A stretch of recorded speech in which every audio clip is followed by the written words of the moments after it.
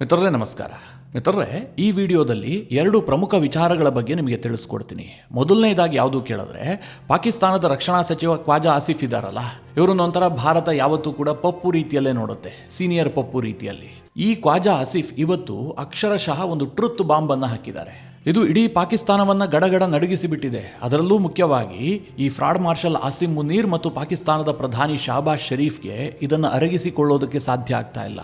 ಪಾಕಿಸ್ತಾನದ ರಕ್ಷಣಾ ಸಚಿವ ಪಾಕಿಸ್ತಾನದ ಸಂಸತ್ನಲ್ಲಿ ಆಡದಂತಹ ಮಾತುಗಳು ಇವತ್ತು ಜಗತ್ತಿನಾದ್ಯಂತ ಸದ್ದು ಮಾಡ್ತಾ ಇದೆ, ಅದು ಕೂಡ ಅಮೆರಿಕದ ವಿರುದ್ಧ.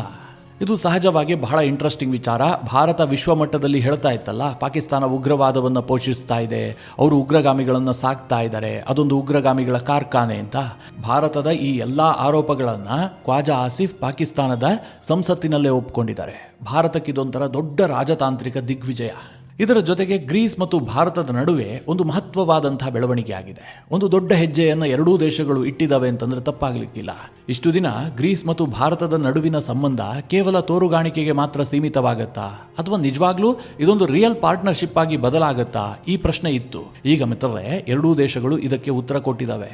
ಭಾರತ ಮತ್ತು ಗ್ರೀಸ್ ನಡುವೆ ಡಿಫೆನ್ಸ್ ವಿಚಾರದಲ್ಲಿ ಮಹತ್ವದ ಒಪ್ಪಂದಗಳಾಗಿದ್ದಾವೆ. ಇದರ ಬಗ್ಗೆಯೂ ಕೂಡ ನಿಮಗೆ ಈ ವಿಡಿಯೋದಲ್ಲಿ ಡೀಟೇಲ್ ಆಗಿ ತಿಳಿಸ್ಕೊಡುವಂತಹ ಪ್ರಯತ್ನ ಮಾಡ್ತೀನಿ. ನೀವು ಈ ವಿಡಿಯೋನ ಕೊನೆವರೆಗೂ ಮಿಸ್ ಮಾಡದೆ ನೋಡಿ. ಮೊದಲಿಗೆ ಈ ಪಾಕಿಸ್ತಾನದ ವಿಚಾರದಿಂದಲೇ ಶುರು ಮಾಡೋಣ. ಮಿತ್ರರೇ, ಈ ಆಪರೇಷನ್ ಸಿಂಧೂರ ಆಗೋದಕ್ಕೆ ಮುಂಚಿನ ಸ್ವಲ್ಪ ದಿನಗಳಿದ್ವಲ್ಲ, ಅಂದರೆ ಪೆಹಲ್ಗಾಮ್ ಅಟ್ಯಾಕ್ ಆಗಿತ್ತು. ಭಾರತ ಪಾಕಿಸ್ತಾನದ ಮೇಲೆ ದಾಳಿ ಮಾಡುತ್ತಾ ಇಲ್ವಾ ಅನ್ನೋದ್ರ ಬಗ್ಗೆ ಸಾಕಷ್ಟು ಚರ್ಚೆಗಳು ನಡೀತಾ ಇದ್ವು. ಪಾಕಿಸ್ತಾನ ಮೈಯೆಲ್ಲ ಕಣ್ಣಾಗಿರಿಸ್ಕೊಂಡಿತ್ತು, ಭಾರತ ಹೇಗೆ ದಾಳಿ ಮಾಡಬಹುದು, ಯಾಕಂದರೆ ಬಿಡೋ ಮಾತೇ ಇಲ್ಲ ಅನ್ನುವಂಥದ್ದು ಪಾಕಿಸ್ತಾನಕ್ಕೆ ಗೊತ್ತಾಗಿತ್ತು.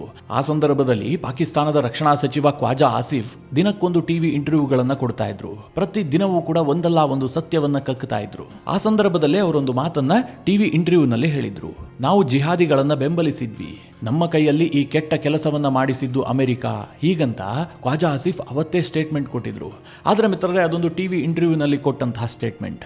ಈಗ ಪಾಕಿಸ್ತಾನದ ರಕ್ಷಣಾ ಸಚಿವ ಖ್ವಾಜಾ ಆಸಿಫ್ ಪಾಕಿಸ್ತಾನದ ಸಂಸತ್ನಲ್ಲಿ ನಿಂತ್ಕೊಂಡು ಬಹಳ ಸುದೀರ್ಘವಾದಂತಹ ಒಂದು ಭಾಷಣ ಮಾಡಿದ್ದಾರೆ. ಅದು ಯಾವುದರ ಬಗ್ಗೆ ಕೇಳಿದ್ರೆ, ಪಾಕಿಸ್ತಾನ ಇವತ್ತು ಹೇಗೆ ಉಗ್ರವಾದವನ್ನ ಪೋಷಿಸ್ತಾ ಇದೆ, ಪಾಕಿಸ್ತಾನದಲ್ಲಿ ಹೇಗೆ ಈ ಮೂಲಭೂತವಾದ ಆಳವಾಗಿ ಬೇರು ಬಿಟ್ಟಿದೆ, ಹೇಗೆ ಅಮೆರಿಕ ಪಾಕಿಸ್ತಾನವನ್ನ ಬಳಸ್ಕೊಳ್ತು, ಇದೆಲ್ಲದರ ಬಗ್ಗೆ ಬಹಳ ಶಾರ್ಪ್ ಆದಂತಹ ಅಟ್ಯಾಕ್ ಅನ್ನ ಮಾಡಿದ್ದಾರೆ. ಇವತ್ತು ಪಾಕಿಸ್ತಾನದ ಸೋಷಿಯಲ್ ಮೀಡಿಯಾ ಮಾತ್ರ ಅಲ್ಲ, ಭಾರತದಲ್ಲೂ ಕೂಡ ಇದು ಭಾರಿ ಸದ್ದು ಮಾಡ್ತಾ ಇದೆ. ವಿಶ್ವದ ಮಾಧ್ಯಮಗಳು ಕೂಡ ಈ ಬಗ್ಗೆ ವರದಿ ಮಾಡಿದವೆ. ಅಷ್ಟು ಒಂದು ತೀಕ್ಷ್ಣವಾದಂತಹ ಭಾಷಣವನ್ನ ಖ್ವಾಜಾ ಆಸಿಫ್ ಮಾಡಿದ್ದಾರೆ. ಮಿತ್ರರೇ, ಈ ಖ್ವಾಜಾ ಆಸಿಫ್ರನ್ನ ನಾನೇನು ಬಹಳ ದೊಡ್ಡ ವ್ಯಕ್ತಿ, ಪಾಕಿಸ್ತಾನದ ಬಹಳ ಇಂಟೆಲೆಕ್ಚುವಲ್ ಪರ್ಸನ್ ಅಂತ ನಾನೇನು ಹೇಳೋದಕ್ಕೆ ಹೋಗೋದಿಲ್ಲ. ಈತ ಒಬ್ಬ ದೊಡ್ಡ ಶಿಖಾಮಣಿನೇ, ಅದರಲ್ಲೇನು ಡೌಟ್ ಇಲ್ಲ.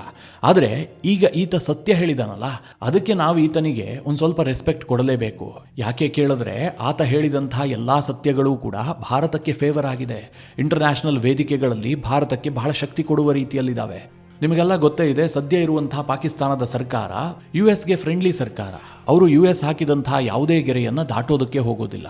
ಯುಎಸ್ಗೆ ಅವರು ಬಕೆಟ್ ಹಿಡಿತಾರೆ. ಅದರಲ್ಲೂ ಮಿತ್ರರೇ, ಈ ಶಹಬಾಜ್ ಶರೀಫ್ ಮತ್ತು ಆಸಿಮ್ ಮುನೀರ್ ಇಬ್ಬರೂ ಕೂಡ ಟ್ರಂಪ್ ಅವರ ಬೂಟ್ ನೆಕ್ಕೋದಕ್ಕೂ ಕೂಡ ಹಿಂದೆ ಮುಂದೆ ಯೋಚನೆ ಮಾಡೋದಿಲ್ಲ. ಆ ಮಟ್ಟಿಗೆ ಟ್ರಂಪ್ ಅವರಿಗೆ ಬಕೆಟ್ ಹಿಡಿತಾ ಇದ್ದಾರೆ. ಇಂತಹ ಸಂದರ್ಭದಲ್ಲಿ ಪಾಕಿಸ್ತಾನದ ಸಂಸತ್ನಲ್ಲಿ ನಿಂತುಕೊಂಡು ಖ್ವಾಜಾ ಆಸಿಫ್ ಹೇಳ್ತಾರೆ, ಇವತ್ತು ಪಾಕಿಸ್ತಾನದ ಈ ಎಲ್ಲ ದುಸ್ಥಿತಿಗೆ ಅಮೆರಿಕ ಕಾರಣ. ಅಮೆರಿಕ ನಮ್ಮನ್ನ ಟಾಯ್ಲೆಟ್ ಪೇಪರ್ ರೀತಿಯಲ್ಲಿ ಬಳಸಿ ಬಿಸಾಡ್ ಹೋಗಿದೆ. ನಮ್ಮನ್ನ ಆರ್ಥಿಕ ಸಂಕಷ್ಟಕ್ಕೆ ದೂಡಿದ್ದೇ ಅಮೆರಿಕ. ಪಾಕಿಸ್ತಾನದಲ್ಲಿ ಜಿಹಾದ್ ಹುಟ್ಟಿಕೊಳ್ಳೋದಕ್ಕೆ ಅಮೆರಿಕವೇ ಕಾರಣ. ಅಮೆರಿಕದವರು ತಮ್ಮ ಸ್ವಾರ್ಥಕ್ಕಾಗಿ ಪಾಕಿಸ್ತಾನವನ್ನ ಈ ಸ್ಥಿತಿಯಲ್ಲಿ ಬಿಟ್ಟು ಹೋಗಿದ್ದಾರೆ ಅಂತೇಳಿ ಖ್ವಾಜಾ ಆಸಿಫ್ ಓಪನ್ ಆಗಿ ಅಟ್ಯಾಕ್ ಮಾಡಿದ್ದಾರೆ. ಮಿತ್ರರೇ, ಈ ಖ್ವಾಜಾ ಆಸಿಫ್ ಮಾತನಾಡಿದಾರಲ್ಲ, ಅದೊಂದು ಸ್ವಲ್ಪ ಡೀಟೇಲ್ ಆಗಿ ನಿಮಗೆ ಹೇಳ್ತೀನಿ. ತುಂಬಾ ಚೆನ್ನಾಗಿ ಅರ್ಥ ಆಗುತ್ತೆ, ತುಂಬಾ ಇಂಟ್ರೆಸ್ಟಿಂಗ್ ಆಗೂ ಕೂಡ ಇದೆ. ಅವ್ರು ಹೇಳ್ತಾರೆ, 80ರ ದಶಕದಲ್ಲಿ ಆಫ್ಘಾನ್ ನೆಲಕ್ಕೆ ರಷ್ಯಾ ಬಂತಲ್ಲ, ಸೋವಿಯತ್ ಯೂನಿಯನ್. ಆಗ ಅಮೆರಿಕ ಹೇಳಿತು, ರಷ್ಯಾ ದಾಳಿ ಮಾಡಿದೆ ಅಫ್ಘಾನಿಸ್ತಾನದ ಮೇಲೆ, ಅವರು ಅಫ್ಘಾನಿಸ್ತಾನವನ್ನು ಇನ್ವೈಡ್ ಮಾಡಿಬಿಟ್ರು ಅಂತ. ವಾಸ್ತವವಾಗಿ ರಷ್ಯಾ ದಾಳಿ ಮಾಡಿದ್ದಲ್ಲ, ರಷ್ಯಾವನ್ನ ಅಫ್ಘಾನಿಸ್ತಾನ ಆಮಂತ್ರಿಸಿತ್ತು. ಅಫ್ಘಾನಿಸ್ತಾನ ಮತ್ತು ರಷ್ಯಾದ ನಡುವೆ ಏನೋ ಅಂಡರ್ಸ್ಟ್ಯಾಂಡಿಂಗ್ ಇತ್ತು, ಹೀಗಾಗಿ ರಷ್ಯಾದವರು ಬಂದರು. ಆದರೆ ಅಮೆರಿಕ ಅದನ್ನ ದಾಳಿ ಎಂಬಂತೆ ಬಿಂಬಿಸ್ತು. ಅನಂತರದಲ್ಲಿ ಇದನ್ನು ಧರ್ಮ ಯುದ್ಧವಾಗಿ ಕನ್ವರ್ಟ್ ಮಾಡ್ತು. ಸೋವಿಯತ್ ಯೂನಿಯನ್ ವಿರುದ್ಧವಾಗಿ ಇಸ್ಲಾಂ ಹೋರಾಟ ಮಾಡಬೇಕು, ಅದಕ್ಕೋಸ್ಕರವಾಗಿ ಜಿಹಾದಿಗಳನ್ನು ಹುಟ್ಟು ಹಾಕಬೇಕು ಅಂತೇಳಿ ಅಮೆರಿಕ ಕುತಂತ್ರವನ್ನು ಮಾಡ್ತು. ಆಗ ನಮ್ಮನ್ನು ಬಲಿಪಶು ಮಾಡಲಾಯಿತು. ಅಫ್ಘಾನ್ ಯುದ್ಧದಲ್ಲಿ ನಮ್ಮ ಪಾಲುದಾರಿಕೆಯನ್ನ ಧಾರ್ಮಿಕ ಕರ್ತವ್ಯ ಎಂಬ ರೀತಿಯಲ್ಲಿ ಬಿಂಬಿಸಲಾಯಿತು. ಜಿಹಾದ್ ಬ್ಯಾನರ್ ಅಡಿಯಲ್ಲಿ ಆ ಯುದ್ಧಕ್ಕೆ ಪಾಕಿಸ್ತಾನವನ್ನು ಸಜ್ಜುಗೊಳಿಸಲಾಯಿತು. ಮಿತ್ರರೇ, ಇದು ಯಾವುದೋ ಹಿಸ್ಟ್ರಿ ಬುಕ್ನಲ್ಲಿ ರೆಕಾರ್ಡ್ ಆಗಿರೋದಲ್ಲ. ಪಾಕಿಸ್ತಾನದ ರಕ್ಷಣಾ ಸಚಿವ ಖ್ವಾಜಾ ಆಸಿಫ್ ಪಾಕಿಸ್ತಾನದ ಸಂಸತ್ನಲ್ಲಿ ನಿಂತ್ಕೊಂಡು ಹೇಳ್ತಾ ಇರೋದು. ಅವ್ರು ನೇರವಾಗಿ ಹೇಳ್ತಾ ಇದ್ದಾರೆ, ಅಫ್ಘಾನಿಸ್ತಾನಕ್ಕೆ ಸೋವಿಯತ್ ಯೂನಿಯನ್ ಬಂದಿದ್ದಕ್ಕೂ ಜಿಹಾದ್ಗೂ ಯಾವುದೇ ರೀತಿಯಲ್ಲೂ ಸಂಬಂಧ ಇಲ್ಲ, ಅದೊಂದು ಧಾರ್ಮಿಕ ನೆಲೆಗಟ್ಟಿನ ವಿಚಾರವೇ ಅಲ್ಲ. ಇಲ್ಲಿ ಎರಡು ಗ್ಲೋಬಲ್ ಪವರ್ಗಳು ಮುಖಾಮುಖಿಯಾಗಿದ್ವು. ಆ ಸಂದರ್ಭದಲ್ಲಿ ಅಮೆರಿಕ ತನ್ನ ಹಿತಾಸಕ್ತಿಯನ್ನು ಕಾಪಾಡಿಕೊಳ್ಳೋದಕ್ಕೋಸ್ಕರವಾಗಿ ಪಾಕಿಸ್ತಾನವನ್ನ ಧರ್ಮದ ನೆಲೆಗಟ್ಟಿನಲ್ಲಿ ಒಂದುಗೂಡಿಸಿ ರಷ್ಯಾದ ವಿರುದ್ಧ ಯುದ್ಧಕ್ಕೆ ಬಳಸಿಕೊಳ್ತು. ಆ ಸಂದರ್ಭದಲ್ಲಿ ಪಾಕಿಸ್ತಾನದಲ್ಲಿ ಜಿಹಾದ್ನ ಬೀಜವನ್ನ ಬಿತ್ತಲಾಯಿತು. ಅದರ ಪರಿಣಾಮವನ್ನ ಇವತ್ತಿಗೂ ನಾವು ಎದುರಿಸ್ತಾ ಇದ್ದೀವಿ. ನಮ್ಮ ಮಕ್ಕಳ ಶಿಕ್ಷಣದಲ್ಲೂ ಕೂಡ ಜಿಹಾದ್ ವಿಚಾರವನ್ನ ತರಲಾಯಿತು. ಇವತ್ತಿಗೂ ಕೂಡ ನಾವು ಅದೇ ಪಠ್ಯವನ್ನ ಬೋಧಿಸ್ತಾ ಇದ್ದೀವಿ. ನಮ್ಮ ಮಕ್ಕಳು ಜಿಹಾದಿಗಳಾಗಿ ಬೆಳೀತಾ ಇದ್ದಾರೆ. ಮೂಲಭೂತವಾದ ಪಾಕಿಸ್ತಾನದಲ್ಲಿ ಬೇರು ಬಿಟ್ಟಿದೆ. ಇದಕ್ಕೆಲ್ಲ ಕಾರಣ ಯಾರು ಕೇಳಿದ್ರೆ ಅಮೆರಿಕ ನಮ್ಮನ್ನ ಟಾಯ್ಲೆಟ್ ಪೇಪರ್ ರೀತಿಯಲ್ಲಿ ಬಳಸಿ ಬಿಸಾಡಿ ಹೋಗಿದೆ. ಮಿತ್ರರೇ, ಈ ಸಾಲಿನ ತೀವ್ರತೆ ನಿಮಗೆ ಅರ್ಥ ಆಯ್ತು ಅಂತ ಭಾವಿಸಿದ್ದೀನಿ. ಖ್ವಾಜಾ ಆಸಿಫ್ ಹೇಳ್ತಾ ಇದ್ದಾರೆ, ಪಾಕಿಸ್ತಾನದ ರಕ್ಷಣಾ ಸಚಿವ, ಅಮೆರಿಕ ನಮ್ಮನ್ನ ಟಾಯ್ಲೆಟ್ ಪೇಪರ್ ರೀತಿಯಲ್ಲಿ ಬಳಸಿ ಬಿಸಾಡಿ ಹೋಗಿದೆ ಅಂತ. ಈ ಭಾಷಣ ಇವತ್ತು ಭಾರಿ ಸದ್ದು ಮಾಡ್ತಾ ಇದೆ. ಖ್ವಾಜಾ ಆಸಿಫ್ ಹೇಳಿರೋದು ಸತ್ಯವಾಗಿ ಕೇಳಿದ್ರೆ ಖಂಡಿತವಾಗ್ಲೂ ಸತ್ಯ, ಇಡೀ ಜಗತ್ತಿಗೆ ಗೊತ್ತಿರುವಂತಹ ಸತ್ಯ ಇದು. ಆದರೆ ಇದನ್ನು ಹೇಳುವಂತಹ ದಮ್ಮು ತಾಕತ್ತನ್ನ ಪಾಕಿಸ್ತಾನದ ಯಾವೊಬ್ಬ ರಾಜಕಾರಣಿಯೂ ಮಾಡ್ತಾ ಇರಲಿಲ್ಲ. ಕಾರಣ ಏನು ಕೇಳಿದ್ರೆ, ಅವತ್ತೂ ಪಾಕಿಸ್ತಾನ ಅಮೆರಿಕಾಗೆ ಗುಲಾಮ, ಇವತ್ತೂ ಕೂಡ ಗುಲಾಮನೇ. ಅವರು ಅದರಿಂದ ಹೊರಬರೋದಕ್ಕೆ ಸಾಧ್ಯವಾಗಿಲ್ಲ. ಇಂತಹ ಪರಿಸ್ಥಿತಿಯಲ್ಲಿ ಪಾಕಿಸ್ತಾನದ ರಕ್ಷಣಾ ಸಚಿವನಂತಹ ಹುದ್ದೆಯಲ್ಲಿರುವ ವ್ಯಕ್ತಿ ಈ ರೀತಿಯಾಗಿ ಮಾತನಾಡೋದಕ್ಕೆ ಸಾಧ್ಯವಾ? ಆದರೆ ಖ್ವಾಜಾ ಆಸಿಫ್ ಒಬ್ಬ ಪಪ್ಪು ತರದ ನಾಯಕ. ಯಾವುದನ್ನು ಯಾವಾಗ ಹೇಳಬೇಕು, ಯಾವಾಗ ಬಿಡಬೇಕು ಅನ್ನೋದು ಗೊತ್ತಾಗೋದಿಲ್ಲ. ಇದೆಲ್ಲದರಿಂದ ಯಾರಿಗೆ ಲಾಭ ಆಗ್ತಾ ಇದೆ ಕೇಳಿದ್ರೆ ಭಾರತಕ್ಕೆ ಲಾಭ ಆಗ್ತಾ ಇದೆ. ಭಾರತ ಇಷ್ಟು ದಿನ ವಿಶ್ವದ ಎಲ್ಲ ವೇದಿಕೆಯಲ್ಲಿ ಹೇಳ್ತಾ ಇತ್ತು, ಪಾಕಿಸ್ತಾನದಲ್ಲಿ ಉಗ್ರವಾದ ಇದೆ, ಮೂಲಭೂತವಾದ ವಿಪರೀತವಾಗಿದೆ, ಅಲ್ಲಿ ಉಗ್ರಗಾಮಿಗಳ ಕಾರ್ಖಾನೆಯೇ ಇದೆ. ಇದನ್ನೆಲ್ಲ ಭಾರತ ವಿಶ್ವಸಂಸ್ಥೆಯಲ್ಲೂ ಹೇಳಿದೆ, ವಿಶ್ವದ ಬೇರೆ ಬೇರೆ ವೇದಿಕೆಯಲ್ಲೂ ಕೂಡ ಬೇರೆ ಬೇರೆ ದೇಶಗಳಿಗೆ ಕನ್ವಿನ್ಸ್ ಮಾಡೋದಕ್ಕೂ ಟ್ರೈ ಮಾಡಿದೆ. ಇದಕ್ಕೀಗ ಪಾಕಿಸ್ತಾನದ ಕಡೆಯಿಂದಲೇ ಸಾಕ್ಷಿ ಸಿಗ್ತಾ ಇದೆ ಅಲ್ವಾ? ಪಾಕಿಸ್ತಾನದ ರಕ್ಷಣಾ ಸಚಿವರೇ ಹೇಳ್ತಾ ಇದ್ದಾರೆ, ನಮ್ಮ ವಿದ್ಯಾರ್ಥಿಗಳಿಗೆ ಈಗಲೂ ಸಹ ನಾವು ಮೂಲಭೂತವಾದವನ್ನು ಬೋಧಿಸ್ತಾ ಇದ್ದೀವಿ, ಜಿಹಾದಿಸ್ಟ್ಗಳನ್ನು ಹುಟ್ಟು ಹಾಕ್ತಾ ಇದ್ದೀವಿ. ಗೊತ್ತಿಲ್ಲ, ಸದ್ಯ ಈ ಭಾಷಣ ಸದ್ದು ಮಾಡ್ತಾ ಇರುವಂತಹ ರೀತಿಯನ್ನು ನೋಡಿದ್ರೆ ಪಾಕಿಸ್ತಾನದಲ್ಲಿ ಈ ಖ್ವಾಜಾ ಆಸಿಫ್ ರಕ್ಷಣಾ ಸಚಿವನಾಗಿ ಮುಂದುವರಿತಾನೋ ಇಲ್ವೋ ಅನ್ನೋದ್ರ ಬಗ್ಗೆಯೇ ಒಂದು ಪ್ರಶ್ನಾರ್ಥಕ ಚಿಹ್ನೆ ಆಗಿದೆ. ಯಾಕೆಂದ್ರೆ ಆಸಿಮ್ ಮುನೀರ್ ಉಳಿಸ್ಬೇಕಲ್ಲ ಈತನನ್ನ. ಇದಿಷ್ಟು ಪಾಕಿಸ್ತಾನದ ವಿಚಾರವಾದರೆ, ಗ್ರೀಸ್ ಮತ್ತು ಭಾರತದ ನಡುವೆಯೂ ಕೂಡ ಒಂದು ಮಹತ್ವದ ಡೆವಲಪ್ಮೆಂಟ್ ಆಗಿದೆ. ನಿಮಗೆ ನಾನು ಈ ಹಿಂದೆಯೇ ಹಲವು ಬಾರಿ ಹೇಳಿದ್ದೀನಿ, ಭಾರತಕ್ಕೆ ಗ್ರೀಸ್ ಅತ್ಯಂತ ಇಂಪಾರ್ಟೆಂಟ್ ಆದಂಥ ಒಂದು ಪಾರ್ಟ್ನರ್ ಅಂತ. ಸದ್ಯ ಯಾವ ಪರಿಸ್ಥಿತಿ ಇದೆ ಕೇಳಿದ್ರೆ, ಯುರೋಪ್ನಲ್ಲಿ ಭಾರತಕ್ಕೆ ಅತ್ಯಂತ ಪರಮಾಪ್ತ ದೇಶ ಯಾವುದು ಕೇಳಿದ್ರೆ ನಮಗೆ ಮೊದಲಿಗೆ ಯಾವ ಹೆಸರು ಬಾಯಲ್ಲಿ ಬರುತ್ತೆ? ಮೊದಲಿಗೆ ನಾವು ಫ್ರಾನ್ಸ್ ಅಂತ ಹೇಳ್ತೀವಿ. ಕಾರಣ ಏನು ಕೇಳಿದ್ರೆ, ಫ್ರಾನ್ಸ್ ಮತ್ತು ಭಾರತದ ನಡುವಿನ ಡಿಫೆನ್ಸ್ ಕೋಆಪರೇಷನ್ ನೆಕ್ಸ್ಟ್ ಲೆವೆಲ್ನಲ್ಲೇ ಇದೆ. ಅನಂತರದಲ್ಲಿ ಇಟಲಿ, UK, ಜರ್ಮನಿ ಈ ಎಲ್ಲ ಹೆಸರುಗಳು ಕೂಡ ಬರ್ತವೆ. ಆದರೆ ಫ್ರಾನ್ಸ್ನಷ್ಟೇ ಇಂಪಾರ್ಟೆಂಟ್ ಆದಂತಹ ಇನ್ನೊಂದು ಯುರೋಪಿಯನ್ ಪಾರ್ಟ್ನರ್ ದೇಶ ಭಾರತಕ್ಕೆ ಯಾವುದು ಕೇಳಿದ್ರೆ ನನ್ನ ಪ್ರಕಾರದಲ್ಲಿ ಅದು ಗ್ರೀಸ್ ಮತ್ತು ಭಾರತದ ನಡುವೆ ಕೇವಲ ತೋರುಗಾಣಿಕೆಯ ಸಂಬಂಧ ಇಲ್ಲ, ಅಥವಾ ಯಾವುದೋ ಸಣ್ಣ ಪುಟ್ಟ ಲಾಭದ ಉದ್ದೇಶಕ್ಕಾಗಿ ಕೈ ಜೋಡಿಸಲೂ ಕೂಡ ಇಲ್ಲ. ಒಂದು ಸುದೀರ್ಘ ಅವಧಿಗೆ ಸಂಬಂಧವನ್ನು ಬೆಳೆಸುವತ್ತ ಎರಡೂ ದೇಶಗಳು ಮುಂದಾಗ್ತಾ ಇದ್ದಾವೆ. ಸದ್ಯ ಗ್ರೀಸ್ನ ಡಿಫೆನ್ಸ್ ಮಿನಿಸ್ಟರ್ ಭಾರತಕ್ಕೆ ಭೇಟಿ ಕೊಟ್ಟಿದ್ರು. ಭಾರತದ ಡಿಫೆನ್ಸ್ ಮಿನಿಸ್ಟರ್ ಆದಂತಹ ರಾಜನಾಥ್ ಸಿಂಗ್ ಅವರನ್ನ ಭೇಟಿಯಾದ್ರು. ಜೊತೆಗೆ ಭಾರತದ 3 ಸೇನೆಯ ಮುಖ್ಯಸ್ಥರನ್ನು ಕೂಡ ಭೇಟಿಯಾದ್ರು. ಬೈಲ್ಯಾಟರಲ್ ಮೀಟಿಂಗ್ ಆಯಿತು. ಈ ಸಂದರ್ಭದಲ್ಲಿ ಜಾಯಿಂಟ್ ಮಿಲಿಟರಿ ಪ್ರೊಡಕ್ಷನ್ ಬಗ್ಗೆ ಒಂದು ಮಹತ್ವದ ಒಪ್ಪಂದ ಆಯಿತು. ಮುಂದಿನ 5 ವರ್ಷದ ರೋಡ್ ಮ್ಯಾಪ್ ಅನ್ನು ಕೂಡ ಸಿದ್ಧಪಡಿಸಲಾಯಿತು. ಯಾವುದಕ್ಕೆ ಕೇಳಿದ್ರೆ, ಈ ಮುಂದಿನ 5 ವರ್ಷದಲ್ಲಿ ಭಾರತ ಮತ್ತು ಗ್ರೀಸ್ ಜಂಟಿಯಾಗಿ ಯಾವ್ಯಾವ ಶಸ್ತ್ರಾಸ್ತ್ರಗಳನ್ನು ಉತ್ಪಾದಿಸಬೇಕು, ಯಾವ ರೀತಿಯಾದಂತಹ ಟೆಕ್ನಾಲಜಿ ಟ್ರಾನ್ಸ್ಫರ್ ಆಗಬೇಕು, ಇದೆಲ್ಲದರ ಬಗ್ಗೆ ಒಂದು ರೋಡ್ ಮ್ಯಾಪ್ ಅನ್ನು ಸಿದ್ಧಪಡಿಸಲಾಯಿತು.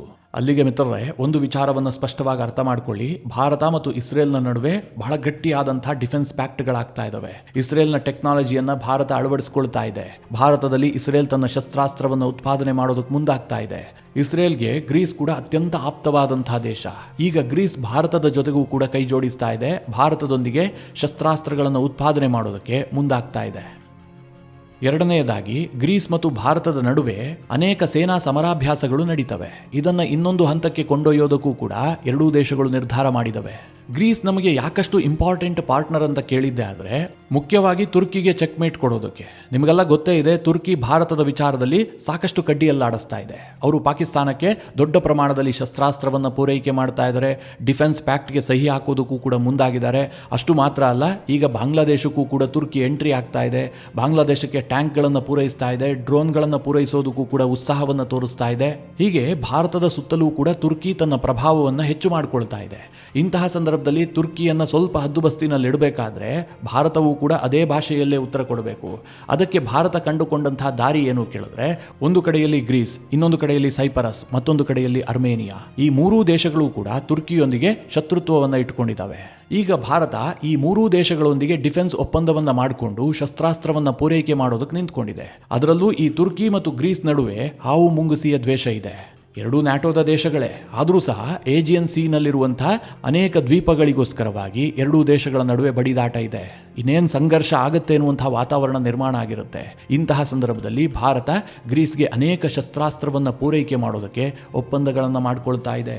ಭಾರತದ ಪಿನಾಕ ರಾಕೆಟ್ ಸಿಸ್ಟಮ್ ಅನ್ನು ಖರೀದಿ ಮಾಡೋದಕ್ಕೆ ಗ್ರೀಸ್ ಉತ್ಸಾಹವನ್ನು ತೋರಿಸಿದೆ. ಟಾಟಾ ಆರ್ಮಡ್ ವೆಹಿಕಲ್ ಅನ್ನು ಖರೀದಿ ಮಾಡೋದಕ್ಕೂ ಕೂಡ ಗ್ರೀಸ್ಗೆ ಆಸಕ್ತಿ ಇದೆ.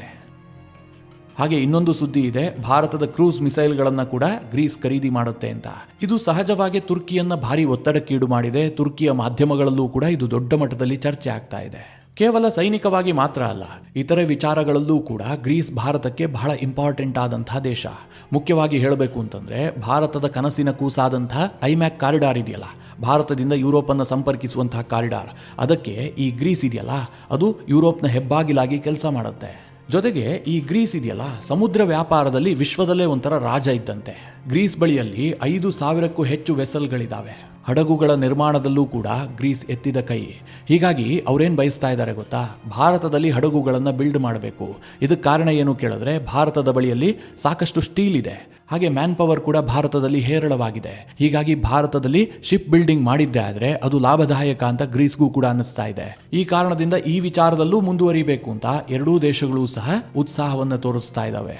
ಇದರ ನಡುವೆ ಮಿತ್ರರೇ, ಭಾರತದಲ್ಲಿ AI ಶೃಂಗಸಭೆ ನಡೆಯುತ್ತೆ. ಇದಕ್ಕೆ ವಿಶ್ವದ ಅನೇಕ ನಾಯಕರು ಬರ್ತಾರೆ. ಗ್ರೀಸ್ನ ಪ್ರಧಾನಿಯೂ ಕೂಡ ಭೇಟಿ ಕೊಡ್ತಾ ಇದ್ದಾರೆ. ಫ್ರಾನ್ಸ್ ಅಧ್ಯಕ್ಷ ಇಮ್ಯಾನ್ಯುಯಲ್ ಮ್ಯಾಕ್ರೋನ್ ಕೂಡ ಭಾರತ ಪ್ರವಾಸವನ್ನು ಕೈಗೊಳ್ತಾ ಇದ್ದಾರೆ. ಈ ಎರಡು ದೇಶದ ಪ್ರಮುಖರು ಭಾರತಕ್ಕೆ ಬರ್ತಾ ಇರುವಂತಹದ್ದು ಸಾಕಷ್ಟು ಮಹತ್ವವನ್ನು ಪಡೆದುಕೊಂಡಿದೆ. ಈ ಸಂದರ್ಭದಲ್ಲೇ ಅನೇಕ ಒಪ್ಪಂದಗಳ ಘೋಷಣೆ ಆಗುವಂಥ ಸಾಧ್ಯತೆಗಳು ಕೂಡ ಇದ್ದಾವೆ. ಆ ಸಂದರ್ಭದಲ್ಲಿ ನಿಮಗೆ ಡೀಟೇಲ್ ಆಗಿ ವಿಡಿಯೋ ಮಾಡಿ ತಿಳಿಸುವಂತಹ ಪ್ರಯತ್ನ ಮಾಡ್ತೀನಿ. ಈ ಎಲ್ಲ ವಿಚಾರಗಳ ಕುರಿತಾಗಿ ನಿಮ್ಮ ಅನಿಸಿಕೆ ಅಭಿಪ್ರಾಯಗಳೇನು ಕಮೆಂಟ್ ಮಾಡುವ ಮೂಲಕ ನಮಗೆ ತಿಳಿಸಿ. ಹಾಗೆ ನಿಮಗೆ ಈ ವಿಡಿಯೋ ಇಷ್ಟವಾದರೆ ಲೈಕ್ ಮಾಡಿ. ಜೊತೆಗೆ ನೀವಿನ್ನೂ ನಿಮ್ಮ ನೆಚ್ಚಿನ ಸಂಸ್ಕಾರ ಸೌರಭ ಯೂಟ್ಯೂಬ್ ಚಾನಲ್ನ ಸಬ್ಸ್ಕ್ರೈಬ್ ಮಾಡಿಲ್ಲ ಅಂತಾದರೆ ಈ ಕೂಡಲೇ ಸಬ್ಸ್ಕ್ರೈಬ್ ಮಾಡಿ. ಮುಂದಿನ ಎಲ್ಲ ಅಪ್ಡೇಟ್ಗಳ ನೋಟಿಫಿಕೇಷನ್ಗಾಗಿ ಬೆಲ್ ಐಕಾನ್ ಒತ್ತಿ.